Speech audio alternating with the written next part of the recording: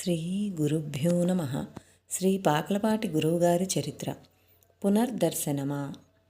బాబుగారు సిద్ధి పొందాక నాకు పెద్ద సందేహం పట్టుకున్నది. మా తండ్రిగారు నేను వివాహం చేసుకోకపోవడం గూర్చి వారి దగ్గర వాపోయారేమో, ఆ కారణంగా బాబుగారు నన్ను వివాహం చేసుకోమని చెప్పారేమోనని. మా నాన్నగారిని అడిగితే అలాంటిదేమీ జరగలేదని చెప్పారు. కానీ నాకు నమ్మకం లేదు. బాబుగారు చెప్పింది దివ్య ఆదేశంగా తీసుకోవాలో లేక కేవలం లౌకికమైన సలహాగా తీసుకోవాలో తెలియలేదు. కొన్ని రోజులు ఆలోచించాక ఒక నిర్ణయానికి వచ్చాను. శ్రీ సాయిబాబా మహాసమాధి ఉత్సవానికి ముందు షిరిడీ చేరి అక్కడ ఒక వారం ప్రార్థించి సాయి సందేశాన్ని కోరి దానిని అనుసరించి నిర్ణయం తీసుకోవచ్చునని తోచింది. అలాగే ఆ సమయానికి షిరిడీ చేరాను. ఒక వారం సాయి చరిత్ర నిత్యపారాయణ, ప్రతిరోజు బాబా సమాధికి 108 ప్రదక్షిణలు చేసి తక్కిన సమయమంతా సాయి స్మరణతో గడిపాను. చివరి రోజు విజయదశమి నాటి రాత్రి 12 గంటలకు అన్నీ పూర్తి చేసుకుని బాబా సమాధి చెంతన కొంతసేపు సందేశం కోసం వేచి చూచాను. కానీ అట్టిదేమీ లభించలేదు. అలసట తీర్చుకోవడానికి ఉత్తరంగా ఉన్న పార్కులోకి వెళ్ళి అక్కడ బెంచ్ మీద విశ్రమించాను. కొద్ది నిమిషాలకు ఒక అపరిచిత వ్యక్తి నన్ను పలకరించి, మాది కలకత్తా, నా పేరు రాయ్, నా గదిలో ఒక మహనీయుడు వేంచేసి ఉన్నారు, ఆయన మీతో మాట్లాడాలట, రమ్మంటున్నారు అన్నాడు. నాకు ఆశ్చర్యం వేసింది. దేశంగాని దేశంలో ఈ అపరిచిత వ్యక్తులు నాతో మాట్లాడవలసిన పని ఉంటుంది.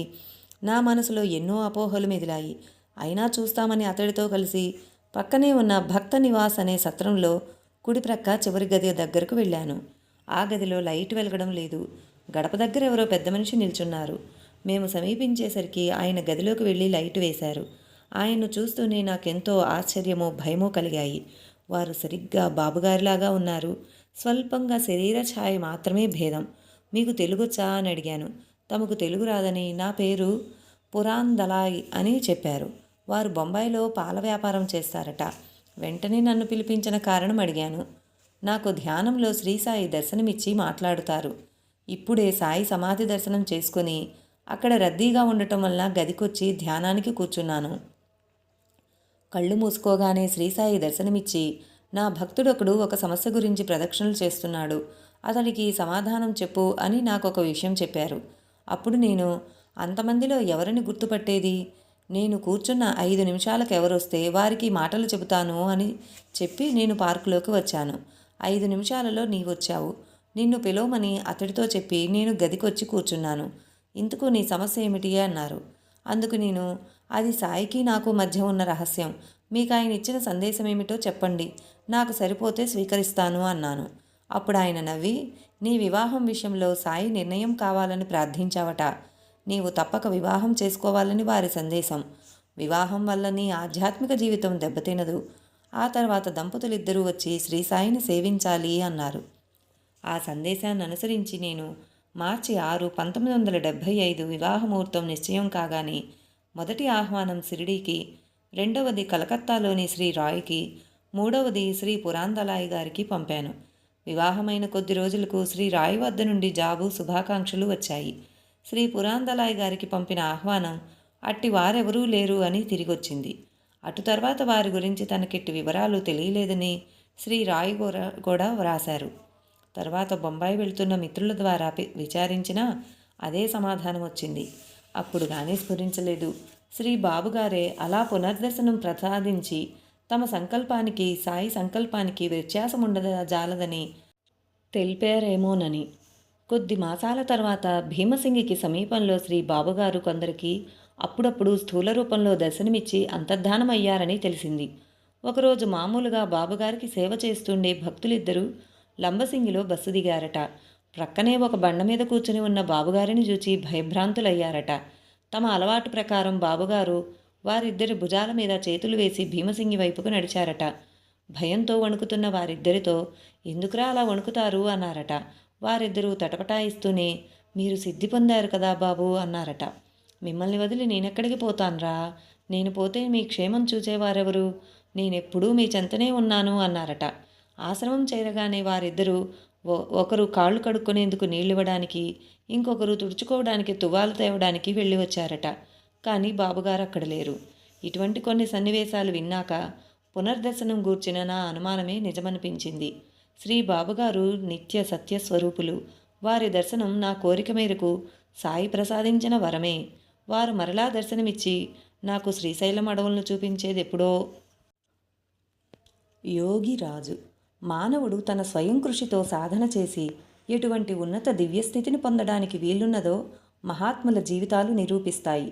వారి జీవిత చరిత్రలు సామాన్య మానవులను సైతం అనాయాసంగా వారి స్థితిని పొందడానికి ప్రోత్సహిస్తాయి. ఆ ప్రేరణను అందుకొని అభివృద్ధి చేసుకుంటే ఎవరైనా అంతటి వారు కావచ్చు. అటువంటి ఉత్తేజం శ్రీ పాకలపాటి గురువుగారి జీవిత చరిత్ర వల్ల కలుగుతుంది. ఈయన విశాఖపట్నం జిల్లా నర్సీపట్నం ప్రాంతంలోని పెద్ద అరణ్యంలో ముఖ్యంగా కోయవారిచే ఆరాధ్య దైవంగా ఆరాధింపబడుతున్నారు. ఈయన 6/3/1970వ తేదీన సౌమ్య మహాశివరాత్రి నాడు సమాధి చెందారు.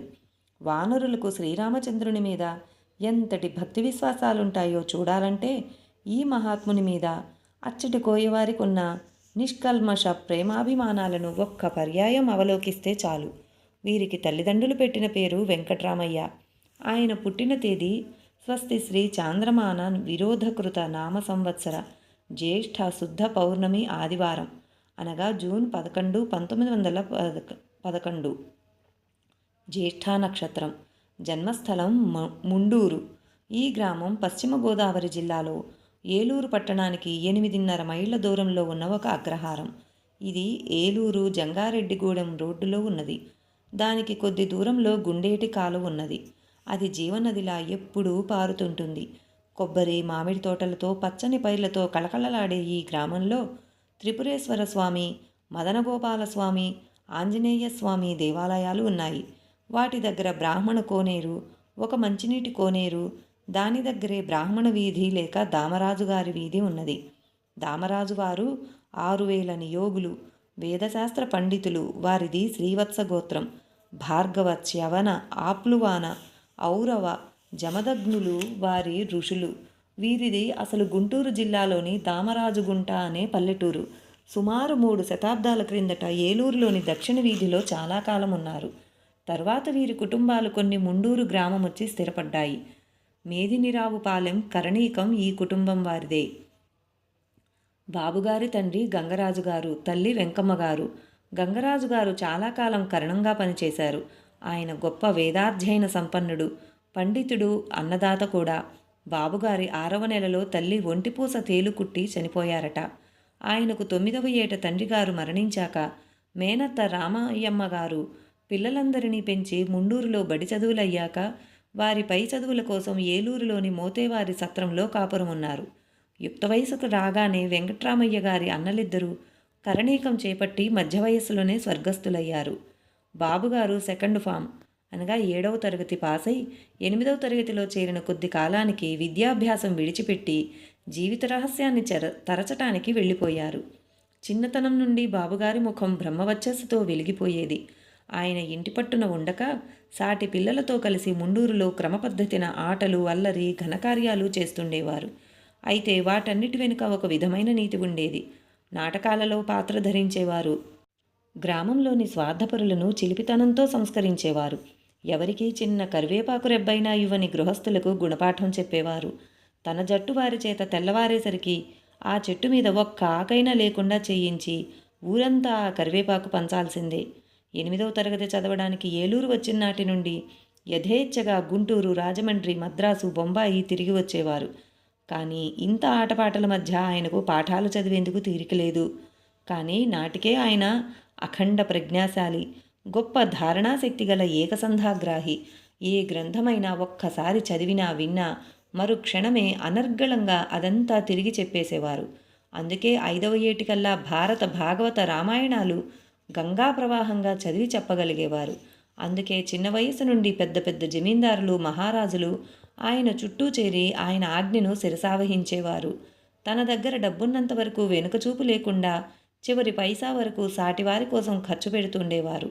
మైనారిటీ తీరే వయస్సు దగ్గర నుండి ఆయన దృష్టి సుదూర ప్రాంతాలలోని మహోన్నతమైన పర్వత శిఖరాలు, కీకారణ్యాలతో కూడిన అనంతమైన ప్రకృతి శోభనో లేక దాని మాటను దాగియున్న అతీతమైన రహస్యాన్నో అన్వేషించసాగింది. కైకారంలో ఉన్న తన 2 ఎకరాల భూమిని తెగనమ్మి డబ్బు మూటగట్టుకుని స్వగ్రామం చేరాడు వెంకట్రామయ్య. అతని స్వభావాన్ని ఎరిగిన ఆ గ్రామంలోని ఒక పెద్ద మనిషి నేర్పుగా ఆయన దగ్గర డబ్బంతా తీసుకున్నాడు. ఎంతకాలానికి ఇవ్వక ఇబ్బంది పెట్టసాగాడు. అది తెలిసి ఆ గ్రామ పెద్ద మనిషి శ్రీ గారపాటి పుల్లయ్య గారు ఆ వ్యక్తిని మందలించి కొంతకు కొంతైనా ఆ డబ్బు బాబుగారికి ఇప్పించారు. ఈ పుల్లయ్య గారికి బాల్యం నుండి బాబుగారితో ఎంతో స్నేహం. పుల్లయ్య గారు కమ్మవారు, మంచి శ్రీమంతులు, వాటికి మించిన కీర్తి ప్రతిష్టలు, పలుకుబడి గలవారు. చుట్టుప్రక్కల గ్రామాల వారందరికీ ఆయనపై అమిత గౌరవం. బాబుగారు తమ బాల్యంలో ఎక్కువగా వీరింట్లోనే ఉండేవారు. వీరి పిల్లలకు చదువు చెప్పేవారు. ఆనాటి ఆచారాన్ని అనుసరించి అన్నం ఆయన్నే వండుకోమని ఎంత బ్రతిమాలినా బాబుగారు పట్టించుకునేవారు కాదు. చివరకు పుల్లయ్య గారి భార్య పొయ్యి వెలిగించి బియ్యంలో రాళ్లేరుపెట్టి ఎంతో బ్రతిమాలితే అప్పటికప్పుడు ఏదో వండుకు తినేవారు గాని ఆ ఇంటి వారు వండింది ఏనాడూ తినలేదని పుల్లయ్య గారే చెప్పారు. అయినా బంధువులైన ఆనాటి బ్రాహ్మణులంతా కులభ్రష్టుడని బాబుగారిని వెలివేశారు. కానీ బాబుగారు ఏమాత్రం జంకకుండా పుల్లయ్య గారితో పాటు ఒకే మంచం మీద పడుకునేవారు. పుల్లయ్య గారు మాత్రమే అంత విచ్చలవిడిగా తిరగవద్దని ఆయన్ని ఎప్పుడైనా మందలించేవారు. ఆ గ్రామంలో ఆయన బాల్య స్నేహితుల్లో మరొకరు పలపాల సూరన్న గారు. శ్రీ పుల్లయ్య గారు ఇప్పించిన పైకం తీసుకుని బాబుగారు బొంబాయి వెళ్ళిపోయారు. చాలా రోజుల తర్వాత ముండూరు వచ్చి తిన్నగా పుల్లయ్య గారింటికే వెళ్ళారు. కొన్ని రోజుల వరకు బొంబాయి విశేషాలు ఆయన చెబుతుంటే వినడంతోనే మిత్రులకు గడిచిపోయాయి.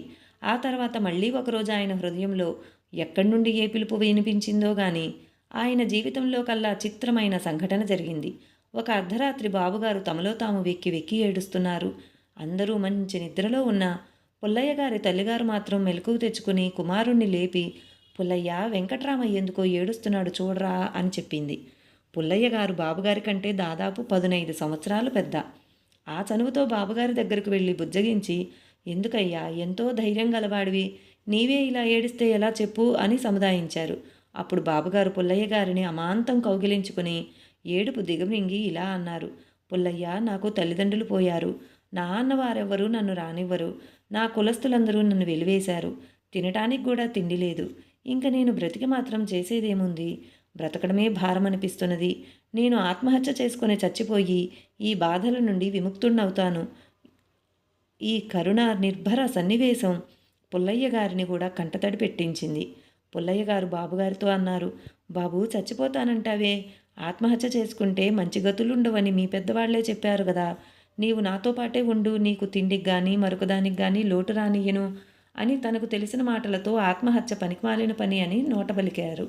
కొంచెం సేపట్లో ఇద్దరూ నిద్రపోయారు. తెల్లవారుజామున పుల్లయ్య గారు లేచి చూసేసరికి ప్రక్కలో బాబుగారు లేరు. ఈ బ్రాహ్మణుడు అన్నంత పని చేయకుండుగాక అని పుల్లయ్య దేవునికి మొక్కుకున్నాడు. తనను నిద్రపోనిచ్చి బాబుగారు పారిపోయారని నిశ్చయించుకుని చేసేది లేక అలానే జీవయాత్ర సాగిస్తున్నారు పుల్లయ్య గారు. బాబుగారు ఎక్కడెక్కడో పర్యటించి కొన్ని సంవత్సరాలకు బొబ్బిలి సమీపంలోని కలువరాయి అనే పల్లె చేరారు. అక్కడ ఆ రోజుల్లో మహాపండితుడు, మంత్రవేత్త, తపస్వి అయిన శ్రీ కావ్యకంఠ వశిష్ఠ గణపతి ముని జీవించేవారు. బాబుగారు వారి చెంత ఉన్నారు. అక్కడే కాబోలు బాబుగారు ఎన్నో కళలను, విద్యలను సాధించారు. అటు తర్వాత అనికేత అన్నట్లు ఒక్కచోట ఉండక ఎక్కడెక్కడో పర్యటించారు. ఎక్కడ ఏ తపస్సు చేసి ఏమి సాధించారో ఆయన ఎన్నడూ వివరించలేదు. కలువరాయిలో ఉండగానే వీరి ప్రతిభ వెల్లడి కాజొచ్చింది. ఆయన్నందరూ వింతబాలుడు అనేవారు. ఏ గ్రంథాన్నైనా సరే భక్తులు ఎగురువేస్తూ గిరగిరా తిప్పుతున్న వారి కళ్ళజోడులోని రంగుటద్దాల మీద ప్రతిబింబాలను చూచి ఆ పుటలలోని అక్షరాలను పొల్లుపోకుండా దూరాన్నుంచే అనర్గళంగా చదివేవారు. ఒకసారి చదివినా లేక విన్నా ఇక దానిని మరచేవారు కాదు. బ్రహ్మవర్చస్సుతో వెలిగిపోయే ఆ విశాల ఫాలభాగము, కన్నులు ఆయన అసామాన్యమైన ప్రతిభను వెల్లడించేవి. అపరిచితులనైనా సరే ఒక్కసారి చూడగానే వారి గుట్టంతా గ్రహించేవారు.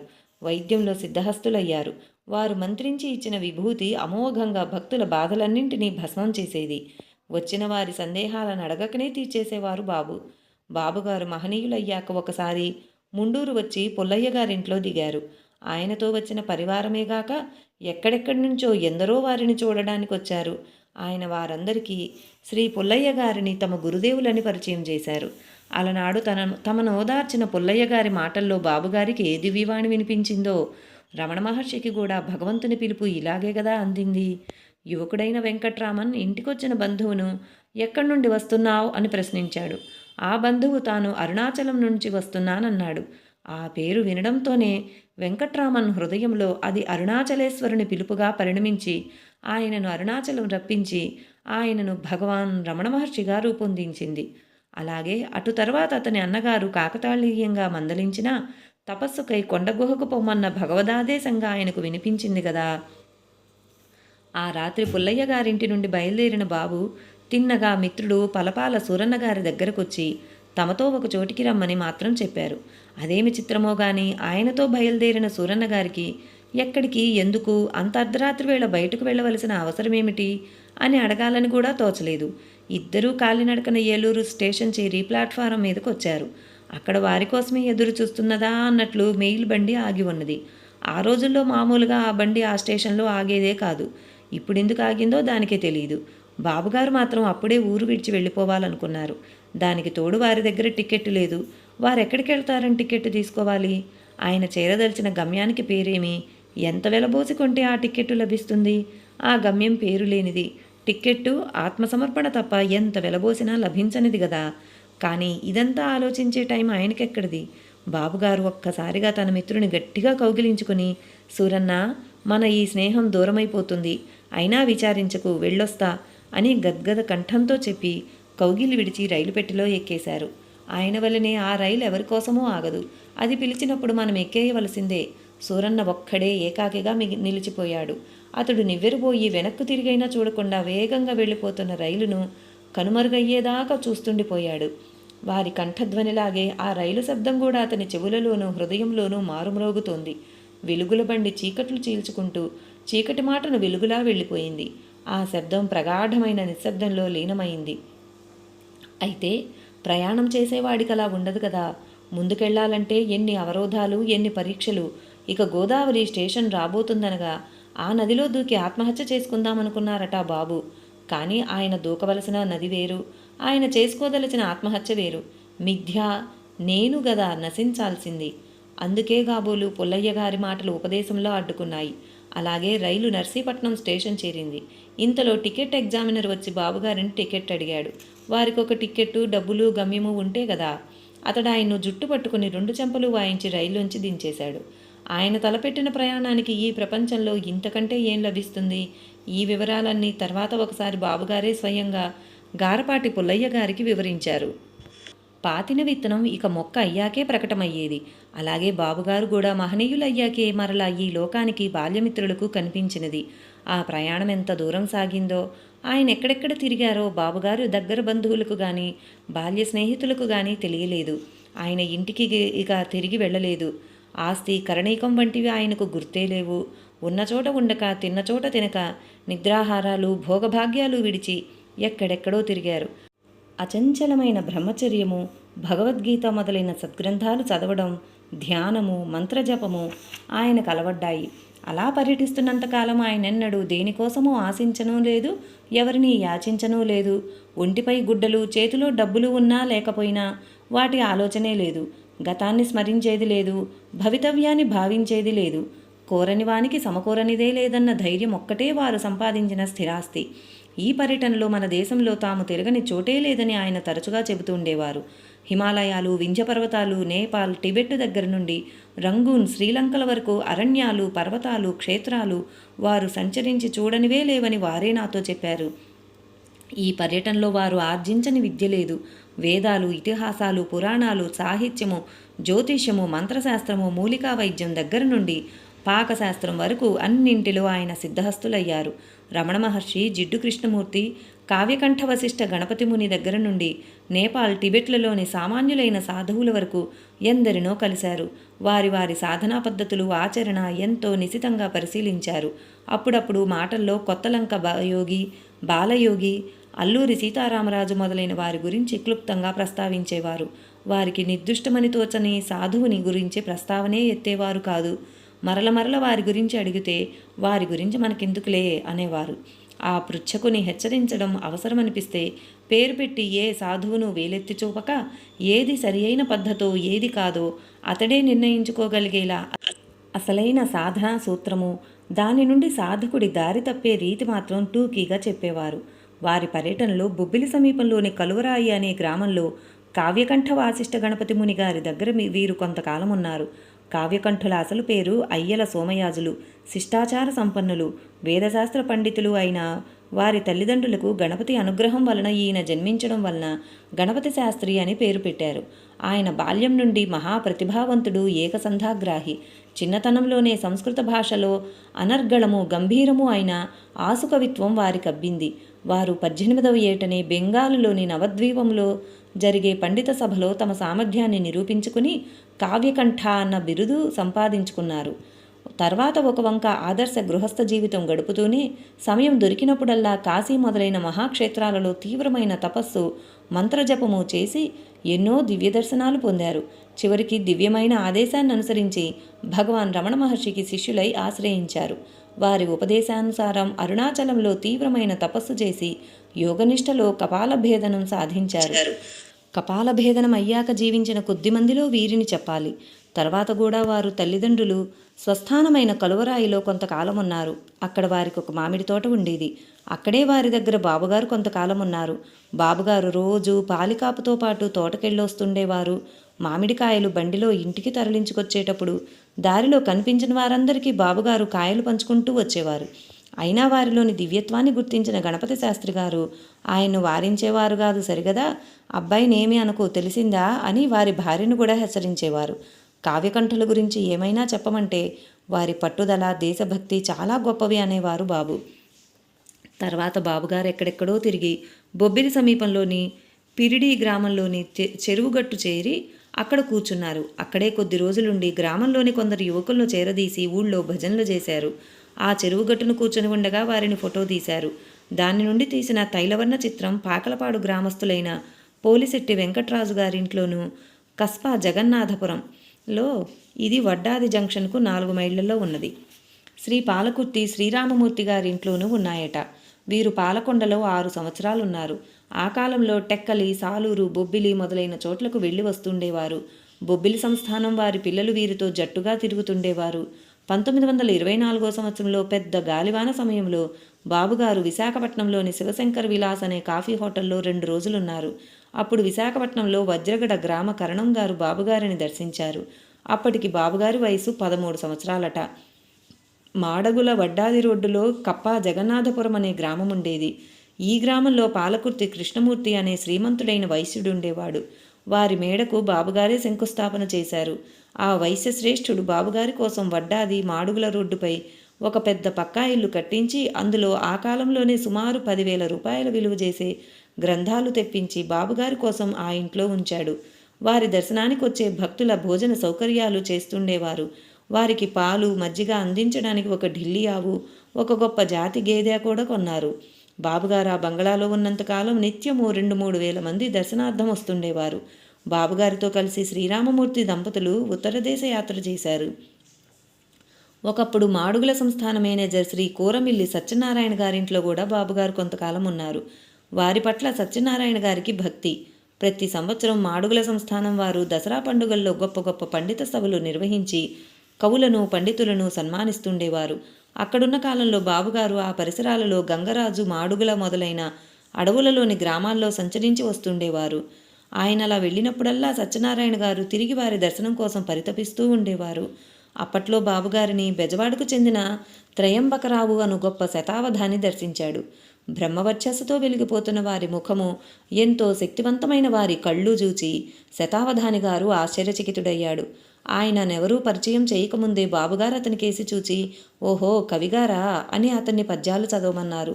1930వ సంవత్సరం 31 ప్రాంతంలో బాబుగారు నర్సీపట్నం వచ్చినట్లు భక్తులు చెబుతారు. సమీపంలోని కుసల్లపూడిలో భజన సంఘం స్థాపించి బాబుగారు భక్తిని ప్రచారం చేశారు. బాబుగారు దేశ సంచారం చేస్తున్నంత కాలము మధ్య మధ్యలో ఏజెన్సీ అడవి ప్రాంతాలకు వచ్చి నివసిస్తూ ఆ ప్రాంత ప్రజలకు లౌకికమైన రక్షణ, పారమార్థికమైన ప్రబోధ, మార్గదర్శకము చేస్తూ ఎన్నో ఆశ్రమాలు స్థాపించారు.